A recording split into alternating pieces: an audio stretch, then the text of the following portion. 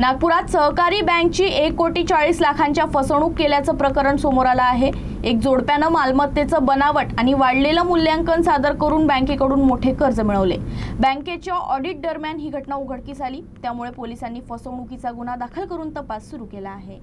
नागपूरच्या धंतोली पोलीस ठाण्याच्या हद्दीतील सारस्वत कोऑपरेटिव्ह बँकेच्या तक्रारीवरून पोलिसांनी पुरुषोत्तम मोहनलाल तापडिया आणि त्यांची पत्नी गीताबाई तापडिया यांच्या विरोधात फसवणुकीचा गुन्हा दाखल केला आहे। आरोपी दाम्पत्यानं 2024 मध्ये नागपूरमधील त्यांच्या मालकीचा एका भूखंड बँकेत गहाण ठेवून 1,40,00,000 रुपयांचं कर्ज घेतलं होतं।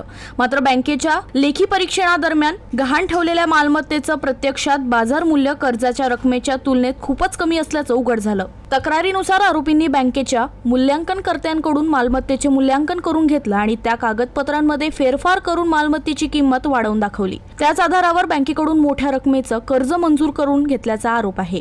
तपासादरम्यान बँकेला सादर करण्यात आलेल्या काही कागदपत्रेही संशयास्पद आढळून आली। वरिष्ठ अधिकाऱ्यांच्या निर्देशानुसार प्राथमिक चौकशी केल्यानंतर धंतोली पोलिसांनी आरोपी दाम्पत्याविरोधात फसवणुकीसह विविध कलमान्वये गुन्हा दाखल केला असून प्रकरणाचा पुढील तपास सुरू आहे।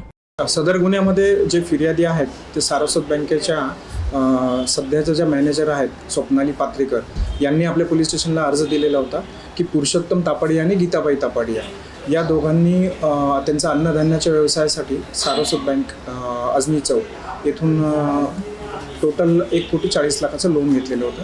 त्यासाठी त्यांचं नागपूर येथील जे घर आहे ते मॉर्गेज ठेवण्यात आलेलं होतं आणि त्याचं जे व्हॅल्युएशन रिपोर्ट आहे ते अजय राठी यांनी काढलेला होता। तो व्हॅल्युएशन रिपोर्ट दोन्ही आरोपींनी अजय राठी यांच्याकडून प्राप्त करून त्याच्यामध्ये त्यांच्या घराचे व्हॅल्यूज जास्त दाखवून बँकेकडून जास्तीचं लोन घेतलेलं होतं आणि ते बँकेचं जे त्यांनी घेतलेलं लोन आहे सध्या ते NPA मध्ये गेलेलं आहे।